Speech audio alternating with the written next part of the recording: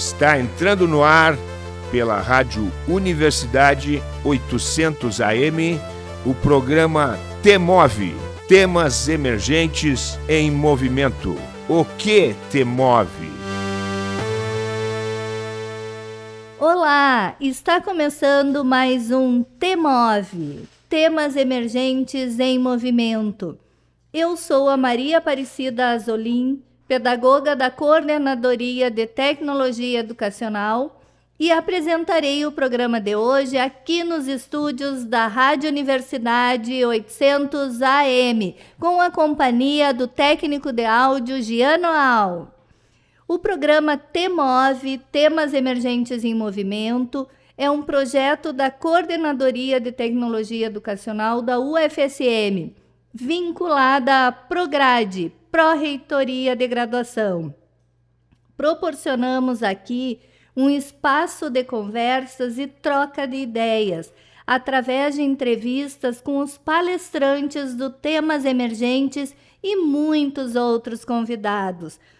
Hoje, a nossa convidada é uma convidada muito especial, é a professora doutora Leonor Bezerra Guerra. Leonor é médica, mestre em Fisiologia e doutora em Biologia Celular pela Universidade Federal de Minas Gerais, neuropsicóloga pela Fundação Mineira de Educação e Cultura, professora de Neuroanatomia no Departamento de Morfologia e docente no programa de pós-graduação em Neurociências do Instituto de Ciências Biológicas, ICB, da UFMG até 2016, quando se aposentou. Criou e coordenou na UFMG o programa Extensão Neuroeduca, pioneiro na formação de professores no campo da neurociência, onde o objetivo é a divulgação da neurociência no contexto da educação e da saúde. Por meio dele, colaborou com escolas da educação infantil ao ensino superior em todo o Brasil, capacitando educadores. Agora, fora da UMG, colabora com 2 colegas que continuam o trabalho do @neuroeduca, que está no Instagram, divulgando temas sobre a neurociência e educação, pois considera que, conhecendo como o cérebro funciona, as pessoas podem educar melhor, aprender melhor, cuidar mais de sua saúde e ter uma melhor qualidade de vida. Ela é autora do livro Neurociência e Educação, Como o Cérebro Aprende. Professora Leonor, seja muito, muito bem-vinda. É um privilégio tê-la aqui no T-Move. Eu é que agradeço a oportunidade de poder compartilhar com vocês um pouco do que a neurociência vem contribuindo para o campo da educação, discutindo o processo de aprendizagem, que, na verdade, é o que justifica o diálogo entre a neurociência e a educação, é o processo de aprendizagem, é a gente entender como aprendemos. É uma alegria muito grande ter essa oportunidade de falar para tantas pessoas. Espero que nossa conversa possa tocar muitos professores, muitos estudantes. E eu queria só acrescentar uma informação, que ela é muito recente. Na semana passada, nós tivemos o 5º encontro da Rede Nacional de Ciência para a Educação, que é uma rede que integra pesquisadores de todo o país, cujos trabalhos de pesquisa podem contribuir para uma educação com fundamentação científica. Que legal! E durante o encontro da rede, nós tivemos a alegria, eu e uma colega minha, pedagoga e pesquisadora do SESI, o nome dela é Ana Luísa Neiva Amaral, nós tivemos a alegria de lançar um livro que foi escrito por nós durante a pandemia, entre janeiro e agosto de 2020, mas que, devido a várias questões relacionadas à pandemia, ele só pôde ser lançado esse ano. E o livro chama Neurociência e Educação, Olhando para o Futuro da Aprendizagem. Ele está disponível no portal da indústria, do SESI, CNI. Então, o nosso ouvinte, ele pode procurar no Google, pode digitar Neurociência e Educação, Olhando para o Futuro da Aprendizagem, e se quiser pode acrescentar SESI, mas nem precisa, e aí o leitor pode ter acesso gratuito ao livro. Ele é de domínio público e tem a versão em português e a versão também em inglês. Nossa. Vai ser uma satisfação enorme saber que nossos ouvintes todos vão poder ter acesso a esse livro que nós escrevemos com muito carinho, com a intenção de transformar os princípios da neurociência em ações na sala de aula. Os professores vão gostar especialmente, porque eu, como neurocientista, falo muito do cérebro, mas nunca falo tanto da prática em sala de aula. Sim. E agora, com esse diálogo entre uma neurocientista e uma pedagoga, que foi o que guiou a redação do livro, a elaboração do livro, eu acho que os professores vão ficar bem satisfeitos com o resultado. Nossa, é uma união com certeza perfeita. Professor, eu vou, no decorrer da entrevista, eu vou pedir para a senhora comentar mais um pouquinho sobre esse livro, porque realmente é muito interessante. Mas tem uma pergunta que é o que dá título ao nosso programa e que é uma característica do TEMOV. Então, professora Leonor, o que te move?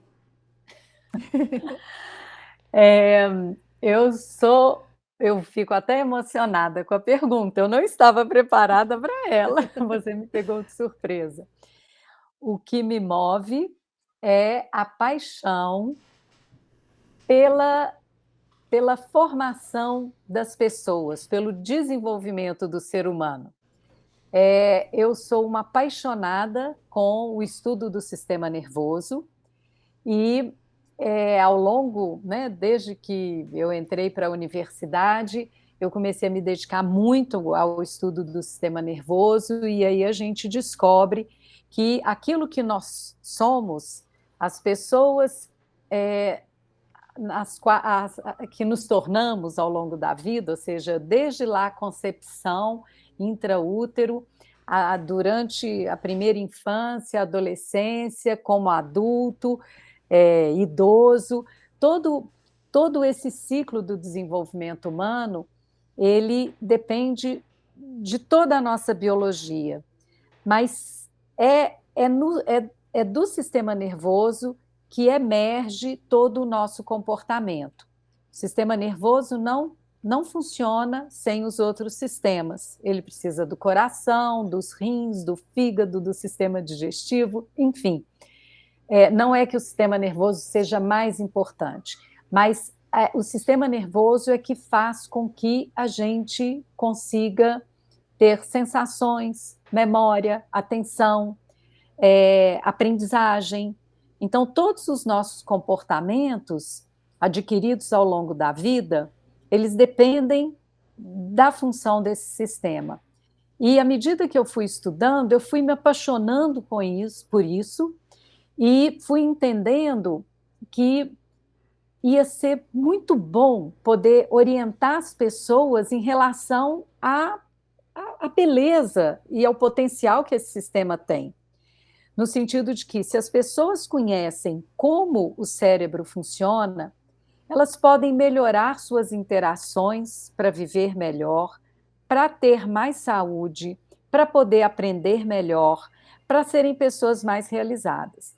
Então, o que me move é a paixão pela neurociência e a possibilidade da neurociência transformar as pessoas. Então, assim, quer me conquistar? Me fala sobre desenvolvimento humano e neurociência, que pronto, aí a gente tem assunto para 6, 8 horas, dias de conversa. É isso que me move. Perfeito.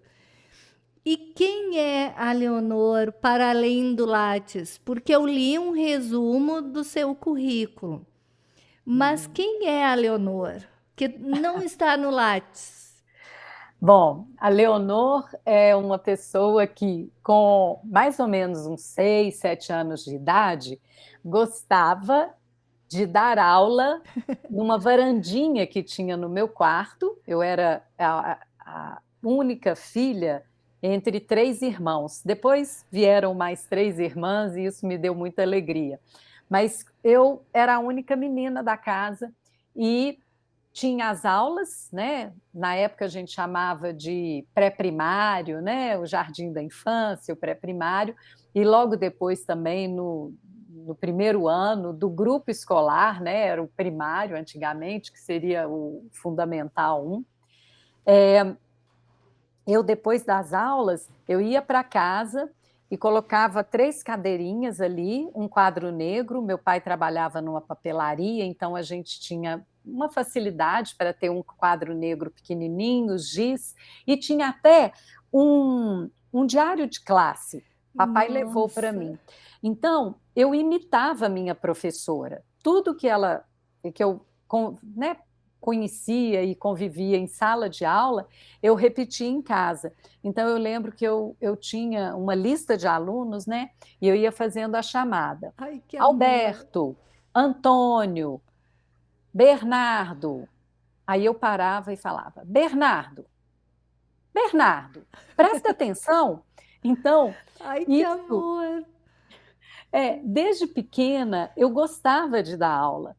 E quando eu, né, continuei fazendo, né, toda a minha vida escolar, e ao ter que decidir entre fazer qual seria o curso superior que eu iria seguir, eu fiquei muito na dúvida entre biologia, medicina, odontologia, e, na verdade, eu nem sei se eu fiquei muito na dúvida. Eu queria fazer ciências biológicas, porque eu queria dar aula e explicar melhor a biologia para as pessoas. Mas como eu era muito boa aluna, a escola onde eu estudei queria muito que eu fizesse o vestibular para um curso, né, mais importante, como medicina, odontologia.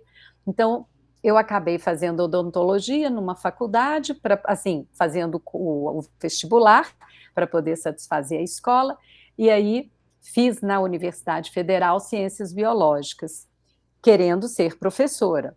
Mas no meio do caminho das ciências biológicas, a odontologia eu nem segui, nem me matriculei.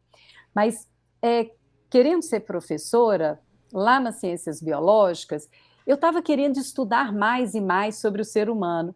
E aí acabei fazendo vestibular novamente para medicina e passei em medicina, e à medida que o curso foi transcorrendo, eu fui me apaixonando pela relação entre a saúde e a forma como a gente vive, e isso dependia do sistema nervoso, né? Então eu já comecei a ficar apaixonada com esse assunto, me formei em medicina, mas nunca exerci.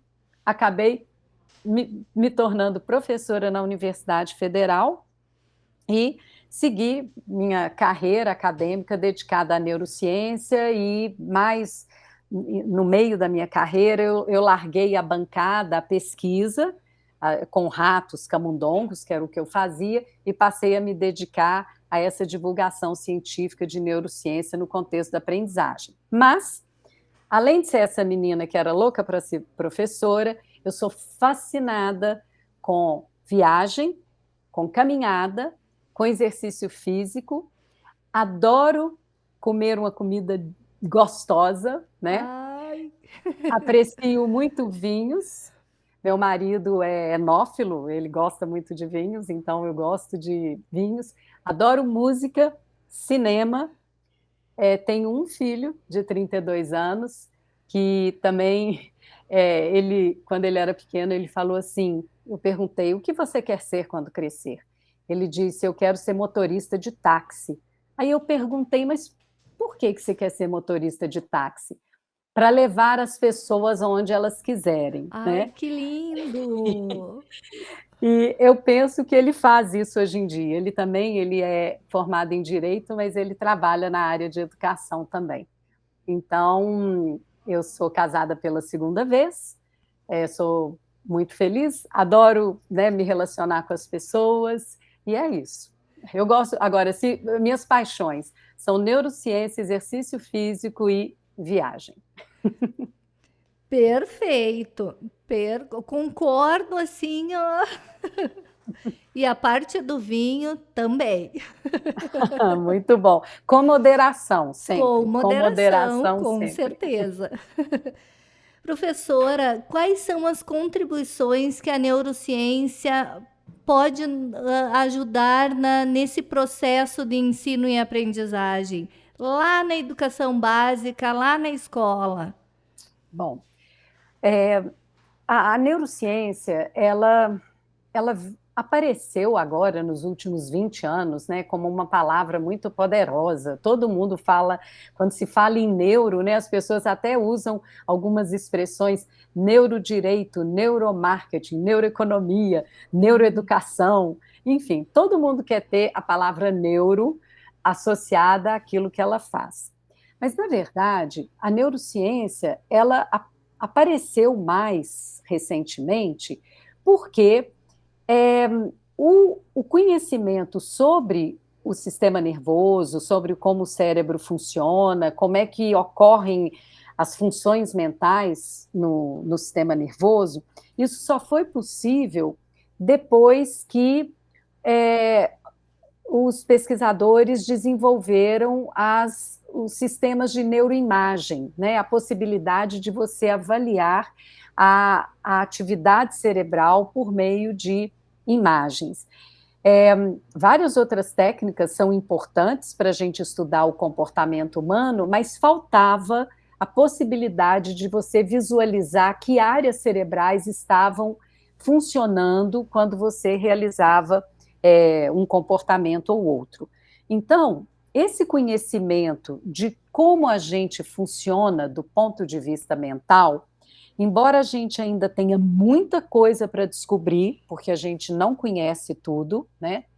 O conhecimento que nós adquirimos nos últimos 20 anos, ele abriu várias, assim, novas perspectivas para qualquer área do conhecimento que lide com comportamento. Então, o publicitário lida com comportamento humano, o economista também, o arquiteto também, porque quando a pessoa escolhe o que vai querer para sua casa, ela está querendo algo que dê conforto, que ela fique feliz, que ela realize as atividades dela. Então, o cinema lida com comportamento humano, então, em várias áreas do conhecimento, é importante ou seria proveitoso o profissional entender como o cérebro funciona, especialmente na educação. Porque quem educa ajuda a formar o cérebro das pessoas e, portanto, ajuda essa pessoa a adquirir os seus comportamentos. Tem uma história que eu sempre conto. A primeira vez que eu dei aula para professores sobre neurociência foi uma aula sobre memória que eu fui substituir um colega, o professor Ramon Consenza, que escreveu o primeiro livro comigo, Neurociência e Educação, Como o Cérebro Aprende. O professor Ramon pediu que eu substituísse numa palestra sobre memória para professores. Eu nem pensava nessa questão de aprendizagem, educação, nada disso. Eu fui para lá para falar sobre memória na minha perspectiva, uma perspectiva puramente biológica. E quando eu comecei a falar da aula, os professores não estavam me compreendendo, porque eu usava um vocabulário que era muito da neurociência. Isso tem mais ou menos 30 anos, essa aula. E naquela época não existia divulgação científica desse tema. Então eu perguntei para os professores: vocês não sabem minimamente como o cérebro funciona? Eles responderam assim: não, nós somos professores. A entonação desses professores me disse que eles achavam que eles não tinham que saber sobre cérebro, né? No que eu discordei, eu falei, olha, mas eu discordo de vocês. Mais do que profissionais da saúde que lidam com o cérebro, como neurologista, psiquiatra, psicólogo, vocês são as pessoas que mais intervêm, junto com os pais, são as pessoas que mais intervêm no desenvolvimento do cérebro das pessoas e, portanto, do comportamento dessas pessoas. Então, por quê? Porque o processo de aprendizagem depende do funcionamento cerebral, porque o cérebro recebe as informações do ambiente, ele recebe as experiências que ele tem, ele processa essas experiências e desse processamento resulta o estabelecimento de memórias e, portanto, a nossa aprendizagem. Então, o conhecimento sobre como aprendemos do ponto de vista biológico é muito relevante para o professor. Ele trabalha com esse órgão cotidianamente. Uhum. Então, é bacana que ele conheça minimamente como funciona. Não é bom quando a gente conhece mais ou menos como é que o coração funciona, o estômago funciona? Para o professor, vale muito a pena saber como o cérebro funciona. E aí, conhecendo o funcionamento cerebral, você entende por que algumas estratégias pedagógicas funcionam mais do que outras. Então, a contribuição que a neurociência vem trazendo é no sentido de mostrar para o professor, por exemplo, que para que eu estabeleça uma memória de longa duração, não basta eu apresentar um conteúdo para o aluno. Não basta eu dar uma aula expositiva para o aluno e ponto final. Para que o aluno aprenda, o cérebro do aluno tem que processar aquela informação. Então, o professor, quando termina uma aula expositiva sobre um assunto que o aluno nunca tinha visto, nunca pensou sobre aquele assunto, o que o professor faz, de forma geral, é dizer assim: vocês têm alguma dúvida? O professor frequentemente faz assim no final da aula, né? Dá a aula, aí pergunta: vocês têm alguma dúvida? Raramente você tem um aluno que fala assim: não, eu não entendi isso, explica de novo. Os alunos não se manifestam e o professor encerra a aula. Não é a hora de encerrar a aula, é a hora dele dizer: já que vocês não têm dúvidas, eu tenho várias. E aí ele começar a dar perguntas para os alunos. Por quê? O aluno, quando assiste uma aula muito bem dada, ele tem a impressão que ele entendeu, que ele compreendeu. Mas isso não é igual a se apropriar daquele conhecimento. O aluno só vai se apropriar daquele conhecimento quando ele for processar. Então, o aluno vai ter que fazer perguntas, escrever textos, falar sobre o que aprendeu, ler um livro, ver um vídeo. Ele vai ter que ativar novamente as áreas cerebrais que processaram aquela aula que ele teve. Então, é o cérebro dele que tem que ser ativado. Numa aula expositiva, o cérebro do professor é que está sendo ativado. O cérebro do aluno, eu não tenho garantia de que esse aluno esteja prestando atenção, que esteja me compreendendo. Então, pode ser que não esteja funcionando de jeito nenhum. Sim. Então, o professor precisa dar tarefas, perguntas, desafios para o aluno, para que o aluno ative o cérebro dele para pensar sobre aquilo que foi exposto. A senhora falando, eu lembrei de uma frase do Rubem Alves, educador e psicanalista. Ele dizia que as escolas existem não para ensinar as respostas, mas para ensinar as perguntas. As respostas permitem andar sobre a terra firme, mas somente as perguntas nos permitem entrar pelo mar desconhecido. Exatamente, exatamente. Uma aula, nós temos alguns dados de estudos de neurociência que mostram que a aula dialogada, quando o professor faz perguntas, o aluno responde, às vezes a resposta não está perfeita, aí o professor faz outra pergunta para incitar, estimular uma dúvida no aluno, aí o aluno conversa com ele, perguntando ou dando outra resposta.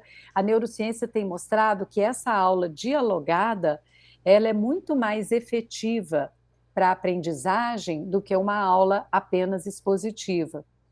É no diálogo que o aluno vai ter a oportunidade de pensar sobre aquilo que o professor está distribuindo, compartilhando com ele.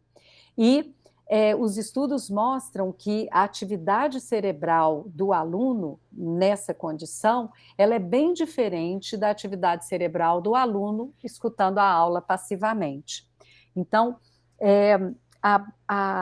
você provocar o aluno a ter perguntas é sinal de que, quando a pessoa pergunta, é porque ela teve uma dúvida. Se ela teve uma dúvida, ela processou a sua ideia. Você não tem dúvidas sem processar alguma ideia, né?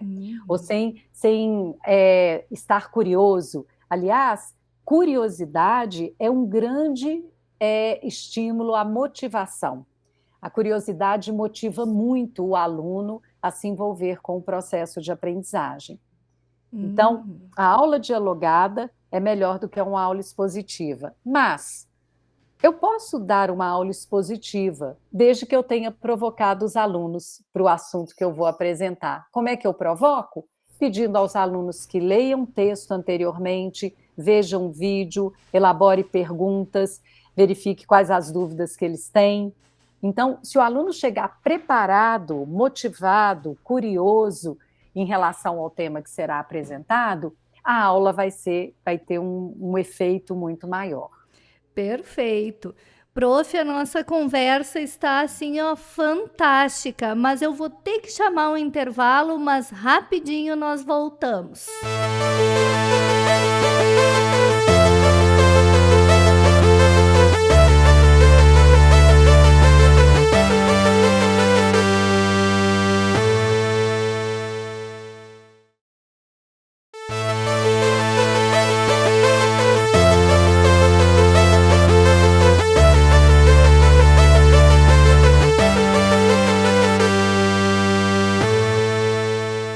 Estamos de volta com o T-Move. Para você que ligou o rádio agora, seja muito bem-vindo. Você está ouvindo o programa T-Move pela Rádio Universidade 800 AM. Hoje, com a presença da professora doutora Leonor Bezerra Guerra. O T-Move é um programa de conversas e troca de ideias através de entrevistas semanais com convidados. Trataremos sempre assuntos sugeridos pelos parceiros dos temas emergentes. Professora Leonor, a senhora estava falando e veio várias questões.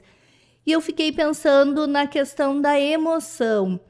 Eu estudo um biólogo cultural chileno, o Humberto Maturana, e ele coloca que nós somos seres da emoção, né? Que toda ação racional tem uma emoção a priori, que vai contra, né, todas as falas que a gente ouve, assim, ó, que nós somos seres da razão, nós somos seres racionais. E ele diz que não, nós somos seres emocionais. Então, como a neurociência vê a questão da emoção? Então, o Maturana, que é ótimo, é muito bom, você está em muito boas mãos, muito boa leitura. E eu falando no Maturana e o Jean, o técnico de áudio aqui do meu lado, rindo, porque ele diz que eu tenho que colocar o Maturana em todos os lugares. É porque realmente eu sou apaixonada. E ele é espetacular. As ideias dele casam muito com as ideias da neurociência, com o que a gente sabe de neurociência. Mas ele está correto. As emoções, elas são orientadoras dos nossos comportamentos, de todos os nossos comportamentos. Então, essa ideia que as pessoas têm de que cognição, razão é separado da emoção é completamente equivocada. Hoje a gente já sabe que o cérebro funciona com base em redes neurais. Cada rede neural tem vários conjuntos de neurônios, né, que têm funções lá específicas, mas esse grande conjunto de circuitos neurais, que é o que é a rede neural, tem conexão com outro grande conjunto de circuitos neurais, que é uma outra rede neural. Então, são várias redes neurais no cérebro que se comunicam.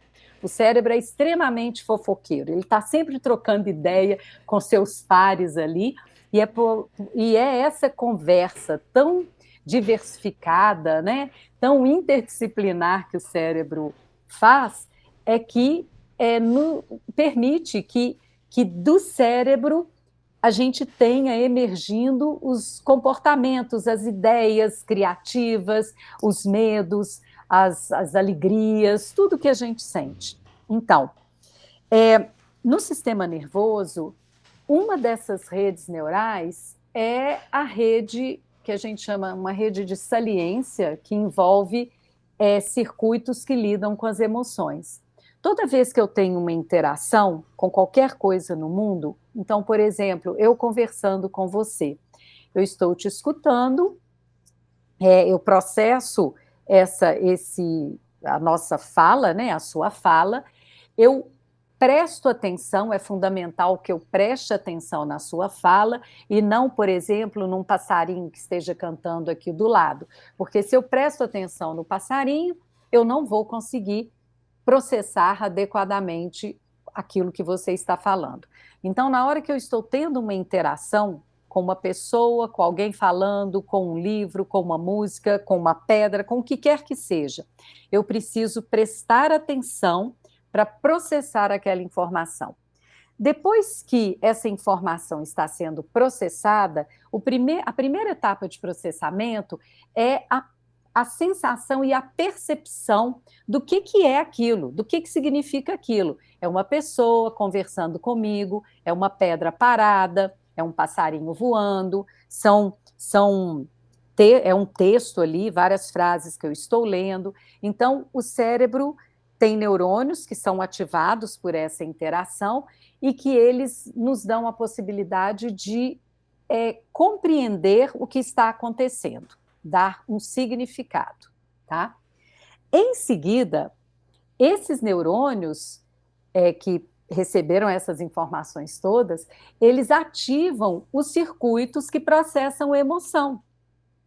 Então, na hora que esses circuitos são ativados, você atribui um valor, ou seja, dependendo da emoção que você tem, se aquelas interações ativaram um determinado grupo de neurônios ali das áreas de emoção, você pode ter uma sensação de medo, ou uma sensação de raiva, ou uma sensação de nojo, ou uma sensação de alegria, ou de bem-estar, enfim. Toda interação desencadeia logo uma emoção. E essa emoção é que vai fazer com que você persista naquela interação ou adote uma estratégia de comportamento para se livrar daquela situação, né? Responda à pessoa. Então, depois que o cérebro sente, ou seja, que os circuitos de emoção são ativados, o cérebro atribui um valor afetivo àquela interação e essas áreas que atribuem esse valor afetivo, elas se conectam com áreas que nos motivam a uma ação. Então, se essa emoção te motiva, as áreas de motivação vão acionar áreas que elaboram estratégias de comportamento e você vai executar uma determinada ação. De forma, assim, muito simplificada, o funcionamento cerebral é assim. Eu dou um significado, atribuo um valor afetivo, verifico se aquilo tem sentido para mim ou não, né? Não quer dizer que é só coisa boa, não. Eu posso ter, por exemplo, que escalar uma montanha muito alta, que eu vou ficar muito cansada, etc.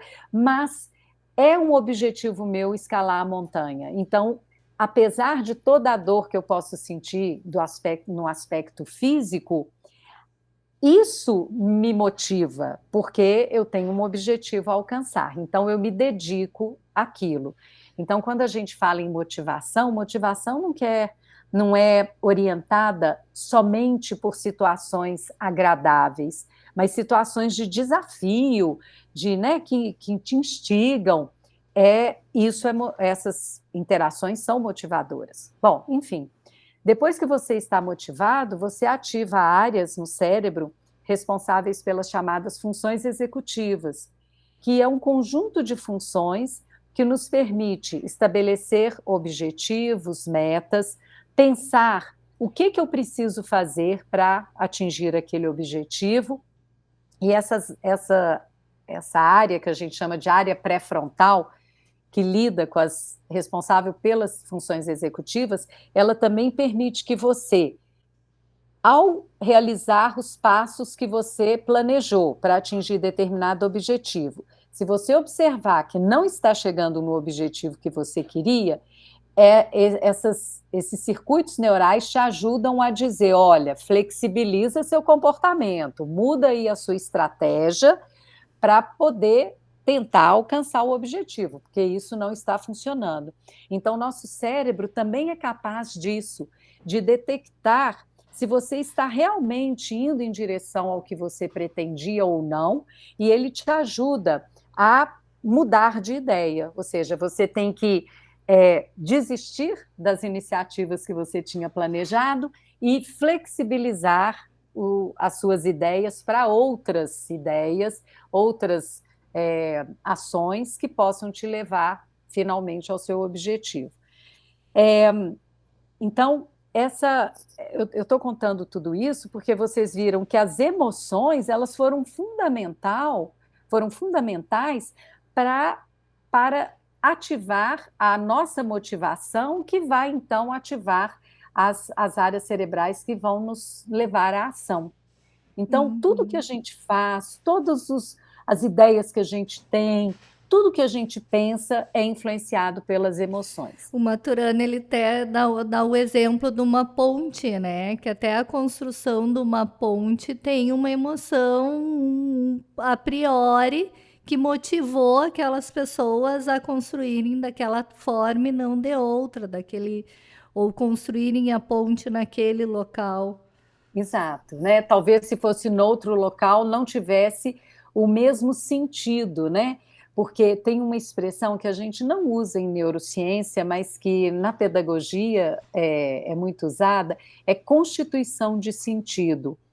Então, por exemplo, eu estou tendo uma aula de matemática, por exemplo, e o professor está lá falando, explicando as coisas, e uma coisa é eu compreender o que o professor está falando, e outra é eu dar valor àquilo que o professor está falando, né? Eu posso compreender uma ideia e não atribuir valor a ela. Eu acho que aquilo não tem significado para mim, né? Não tem sentido, não constitui sentido para mim, e aí eu não fico motivado.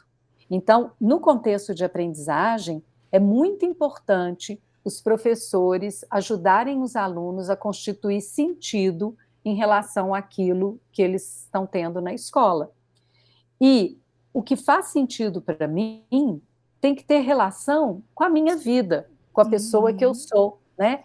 Eu não posso dar uma aula para um adolescente da mesma forma que eu dou para um aluno de EJA, por exemplo, ou para um aluno da educação infantil, porque o universo dessas pessoas, nessas diferentes etapas do ciclo vital, ele é diferente. Uma pessoa idosa sendo alfabetizada, ela já tem um repertório de conhecimento e de experiência da vida que ele precisa ser usado nessa alfabetização, porque aí vai constituir sentido para a pessoa, né?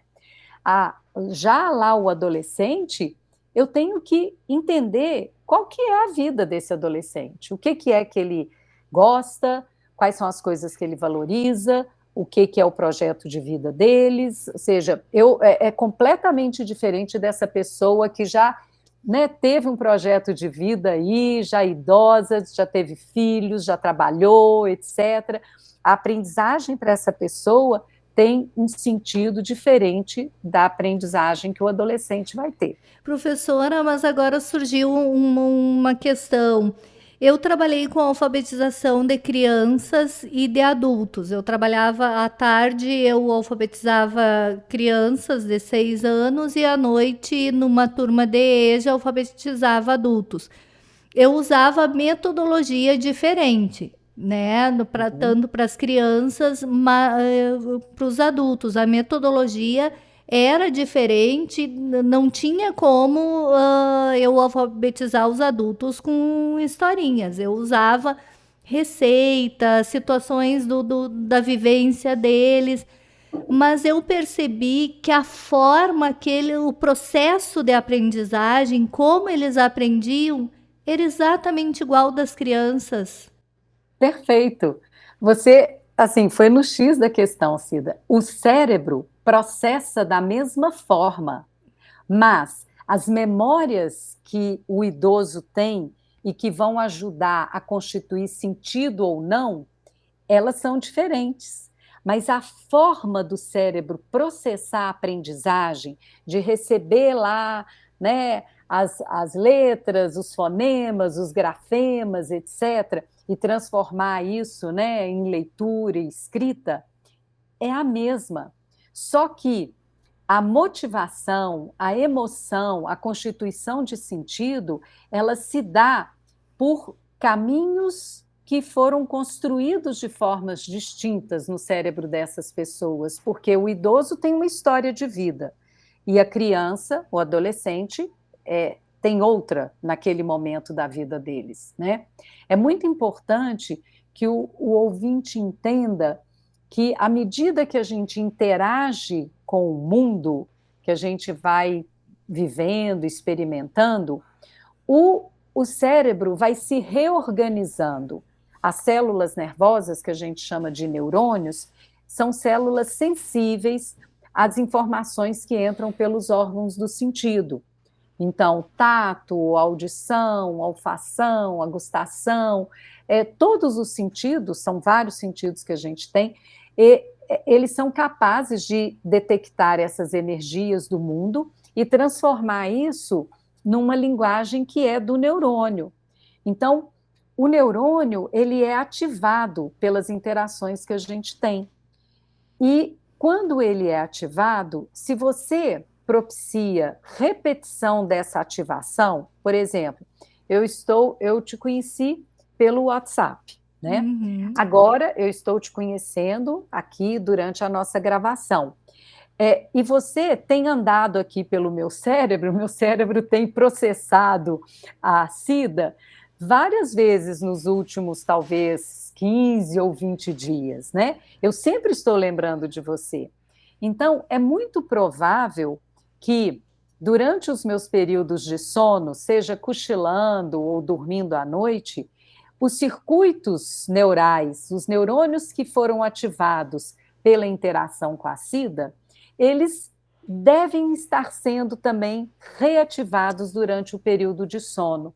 E quando os neurônios são reativados durante o período de sono, eles podem reorganizar as conexões entre eles. É como se fossem fofoqueiros fofocando entre si, e aí, durante o período de sono, eles têm mais oportunidade de fofocar muito entre eles, porque eles não têm que processar nada do meio externo, né?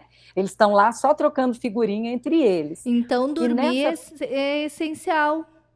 É essencial para a aprendizagem. É só durante o sono é que ocorre esse processo de reorganização das conexões. O nome dessas conexões, a gente usa o nome técnico de sinapses. É só durante o sono que ocorre reorganização das sinapses. Esse processo de reorganização das sinapses é chamado de neuroplasticidade. E a neuroplasticidade é a base da nossa memória. Quando esses neurônios fofoqueiros fofocam muito durante os períodos de sono, a fofoca entre eles fica muito mais fácil, e isso é que é a memória que fica registrada. Agora, imagina se você tem uma grande amiga que você fofoca muito com ela e que aí, com o passar do tempo, vocês não fofocam mais. Vocês vão acabar esquecendo muitas histórias que vocês já contaram entre si. Sim. Então, o cérebro, ele precisa estar sempre sendo reativado para que você mantenha memórias que você já construiu. Senão, essas memórias vão se desfazer. Por isso que a gente não lembra de tudo o que a gente já viveu na vida. Por isso é que eu já esqueci as fórmulas de física, já esqueci várias fórmulas de química, embora eu mantenha alguns conceitos de física e de química, né? A gente mantém alguns conceitos. Eu sei que corpos mais pesados, se eles têm impacto sobre corpos mais leves, que têm menos peso, etc., eles podem quebrar alguma coisa. A gente tem noção de velocidade dos corpos, mesmo sem ter a fórmula, né, na memória. Mas a gente consegue manter os conceitos. Por quê? Porque esses conceitos você está aplicando todo dia na sua vida. Quando você deixa um copo cair, quando você, né, atira uma pedrinha no rio, quando você faz qualquer coisa na sua vida, você aplica vários conceitos, mesmo sem ter que ficar pensando muito neles, você aplica vários conceitos que você aprendeu na escola e que às vezes o estudante fala assim, para que eu vou aprender isso, né? Onde é que eu vou aplicar isso? A gente aplica na vida, na vida. A gente pode esquecer as fórmulas matemáticas, né? Porque você não está usando, mas o engenheiro, né, vai usar todo dia. Um engenheiro que faz cálculo, né, de edifícios, de pontes, ele vai saber as fórmulas. Então, aquilo que a gente usa sempre, que a gente retoma na memória, recupera da memória, isso é uma prática importante no contexto da aprendizagem, porque isso reforça o seu aprendizado. É por isso, eu não sei se vocês conhecem a expressão aprendizagem espiral. Aprendizagem espiral é aquela aprendizagem que você aprende, por exemplo, célula. Quando você é lá no ensino fundamental 1, você aprende célula. Célula tem membrana, citoplasma e núcleo. Aí, mais na frente, você, de novo, célula. Tem membrana, citoplasma, núcleo. Aí acrescenta mais um conhecimento. E tem mitocôndria, tem retículo de Golgi, tem complexo de Golgi, retículo endoplasmático, o núcleo tem nucleolo, enfim. Você aprende mais outras coisas sobre a célula. Aí, mais adiante no ensino médio, você repete aquilo de novo. Então, você vai retomando conteúdos anteriores, que são fundamentais para que você entenda mitocôndria, complexo de Golgi, etc. É fundamental que você entenda que célula tem membrana, citoplasma e núcleo. A partir do conceito mais simples, você vai somando conceitos mais complexos em relação àquele conhecimento. E quando você retoma de tempos em tempos, você consolida com mais facilidade. É por isso que a gente tem que estudar um pouco todo dia, em vez de estudar matemática só 4 horas uma vez por semana. Não dá para aprender matemática assim. Não dá para aprender nada estudando 4 horas de enfiada, né? Sem intervalo nem nada, e depois sem retomar isso nos outros dias. Porque os períodos de sono entre um dia e outro, eles vão aos pouquinhos consolidando essa sua memória. Lembrem-se sempre de crianças. Quantas vezes uma criança pequena pede para você contar a mesma história? Centenas de vezes, porque a cada dia que você conta, ela consolida memória de uma parte da história, e aí ela vai construindo aquele conhecimento, e às vezes, quando ela já é até adulta, ela ainda lembra da história que você contou quando ela era criança. Nossa, eu agora lembrei de novo do Rubem Alves, que ele dizia que só é aprendizagem quando esquece tudo, o que fica é que realmente é o aprendido. Exato, exato. Quando assim, aquilo que fica é o que você aprendeu. Então, sempre que um aluno diz assim, não, eu já entendi isso, fala, então me explica. O que você entendeu? Ele falou, não, eu não sei explicar, mas eu entendi. Então, não entendeu. Porque se você sabe explicar, mesmo que você não explique com as mesmas palavras do professor, você pode explicar com um desenho, relacionando aquele conhecimento com outra coisa, dando um exemplo, né? Então, é fundamental na aprendizagem a gente recuperar as memórias, reativar os conhecimentos por meio de vários canais, né? Através de vários canais. Você pode ver um vídeo sobre o assunto, ler um livro, dar uma aula para o seu colega sobre aquele assunto, escrever sobre o assunto, fazer testes, né? Se autoavaliar em relação àquele assunto. É assim que a gente aprende. A gente não aprende estudando na véspera da prova. Essa não é uma boa estratégia.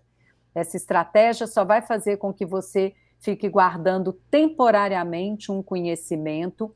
Isso não implica em reorganização de neurônios, e você guarda temporariamente o conhecimento para poder colocar a resposta na prova. Tanto que os alunos nem gostam muito de ficar discutindo os assuntos quando chegam na escola, porque eles falam assim, não, se você me fizer essa pergunta, eu posso me confundir, vou esquecer o que eu estudei, né? Professora, nós vamos nos encaminhando para o final, infelizmente, mas ainda tem algumas questões. Então, diga, que eu vou responder bem objetivamente. Os adolescentes adoram dizer assim, que fazem muitas coisas ao mesmo tempo, que conseguem assoviar e chupar cana ao mesmo tempo, assistir televisão e estudar. É possível, nós como seres humanos, é possível focar em várias coisas ao mesmo tempo? Ser multitarefa? Não, nós não somos, o ser humano não é multitarefa. Você até consegue assistir TV, escutar uma música e ler um livro. Só que o que você faz é assistir um pedacinho da TV, escuta um pouquinho da música e lê um pouquinho do livro e fica alternando entre essas tarefas. Quando você alterna entre as tarefas, você sempre, quando são tarefas cognitivas, né? Porque, por exemplo, eu consigo entender um jornal se eu estiver correndo numa esteira. Eu posso assistir um jornal e ter entendimento do jornal correndo numa esteira. Mas se eu estiver correndo na rua, que é cheia de buraco, etc., eu já não vou conseguir entender tão bem um áudio que eu esteja escutando, um podcast, por exemplo, enquanto eu estiver correndo na rua. Por quê? Eu tenho que alternar minha atenção entre o podcast e os buracos na rua para eu não tropeçar. Então, o cérebro não faz bem mais de uma coisa ao mesmo tempo. Ele faz bem uma coisa de cada vez. Então, sempre que você se diz multitarefa, você está perdendo parte da informação. Se o estudante está estudando para a prova, escutando uma música, ele até pode fazer isso, mas tem que ser uma música que ele já conhece, que ele nem se importa mais, que ele não presta atenção nela. Aí a música pode até funcionar meio que como um bloqueio para outros ruídos do ambiente. Mas se é uma música que ele gosta e que ele se emociona com ela, isso vai tirar a atenção dele do livro, com certeza. Então, a gente não é multitarefa. A neurociência tem mostrado que o desempenho cognitivo das pessoas que fazem multitarefa diminui. As pessoas têm reclamado que estão com a memória comprometida, mas é porque elas não têm atenção, porque ficam distraindo, né? Focando a atenção numa coisa, noutra, e aí não conseguem processar com profundidade as informações e as experiências que estão tendo. Então, não funciona. Perfeito. Professora, eu gostaria que a senhora falasse mais um pouquinho desse livro, Neurociência e Educação, Olhando para o Futuro da Aprendizagem, de sua autoria e da Ana Luísa Neiva Amaral, que tem download gratuito. Até eu já fiz o download do meu. Que coisa boa, fico feliz. Mas esse livro, ele foi resultado do diálogo entre uma neurocientista e uma pedagoga, e nós nós apuramos 12 princípios da neurociência que são relevantes para o processo de aprendizagem, e para cada um dos princípios, nós verificamos na literatura ações na sala de aula que podem ser feitas, né, que são sugeridas para os professores, ou seja, como é que eu aplico esse princípio na sala de aula? Então, dando um exemplo, um dos princípios é que a aprendizagem é única, né? A forma como cada pessoa aprende é única. Os estudos mostram que os estudantes, ao resolver, por exemplo, problemas de matemática, alguns apresentam estratégias mentais diferentes de outros e com tempos diferentes. Então, é importante, sim, que o professor perceba que tem alunos que não conseguem ter a velocidade de raciocínio dos outros, eles não, às vezes, não se manifestam, não compreenderam a matéria, fica por isso mesmo, e aí cada vez eles ficam tendo mais e mais dificuldade. Então, o professor tem que dar oportunidade para o aluno de fazer o que a gente chama de metacognição, do aluno ter tempo para refletir se ele realmente compreendeu aquilo e ele ter oportunidade de sanar sua dúvida, de esclarecer a questão dele, para que ele possa ir adiante na disciplina. Então, a aprendizagem personalizada, ela é interessante, e nesse sentido, o fato da gente ter uma aula gravada que eu possa rever, né, para tirar minhas dúvidas, o fato do professor poder dar um tempo maior para cada aluno processar a sua atividade, isso também é importante. E outra coisa que a gente chama muita atenção no livro, né, é que para que o aluno aprenda, ele precisa ser o autor da sua aprendizagem, ele precisa ser responsável. A palavra protagonista está muito na moda, mas é isso mesmo. A Ana Luísa sempre faz a seguinte pergunta: você aprende mais um caminho quando você está dirigindo o carro ou quando você está no banco do carona? É claro que é quando a gente está dirigindo, porque eu estou ativo ali, eu tenho autonomia, eu estou com o desejo de dirigir, estou prestando atenção no caminho. Então, a gente precisa tirar uma fala da Ana, eu preciso tirar o aluno do banco do carona e colocar o aluno no banco do motorista da sua aprendizagem, né? Perfeito. Então, isso é fundamental. O cérebro de quem aprende é que tem que estar em atividade. Professora, qual é o site do que está disponível o livro? É o portal da indústria, do SESI e da CNI. Eu não tenho aqui à mão o site específico, o nome do site, mas se as pessoas digitarem no Google Neurociência e Educação, olhando para o futuro da aprendizagem, e SESI, nem precisa do SESI, vocês vão conseguir ter acesso ao livro e fazer o download dele. Eu fiz exatamente assim, não coloquei o SESI, coloquei o nome do livro e aparece ali bem fácil, bem rápido de fazer o download. E vale realmente muito a pena, muito interessante. Professora Leonor, infelizmente o nosso tempo está acabando, mas eu gostaria que a senhora deixasse uma mensagem aos nossos ouvintes em 1 minuto. Ok. Bom, eu agradeço a oportunidade e espero que vocês acessem o livro, procurem entender como o cérebro funciona, quais são os princípios que a neurociência traz para inspirar o professor na sua prática, vejam as sugestões de ações para a sala de aula, e eu queria muito que vocês divulgassem esse livro, tanto para os professores que estão na ativa em sala de aula já, então como uma forma de formação continuada, mas principalmente para os cursos de licenciatura, incluindo a pedagogia. Nós precisamos adicionar à matriz curricular dos cursos de pedagogia e de licenciatura o conhecimento sobre o funcionamento cerebral, sobre como o indivíduo pensa, como ele processa a atenção, as funções executivas. A Rede Nacional de Ciência para a Educação, não deixem de acessar o site da rede CPE, é só colocar Rede Nacional de Ciência para a Educação. Ela tem muitos materiais importantes para os professores. A rede existe para atender os professores, são pesquisadores que se unem, produzem pesquisa para fazer uma educação baseada em ciência.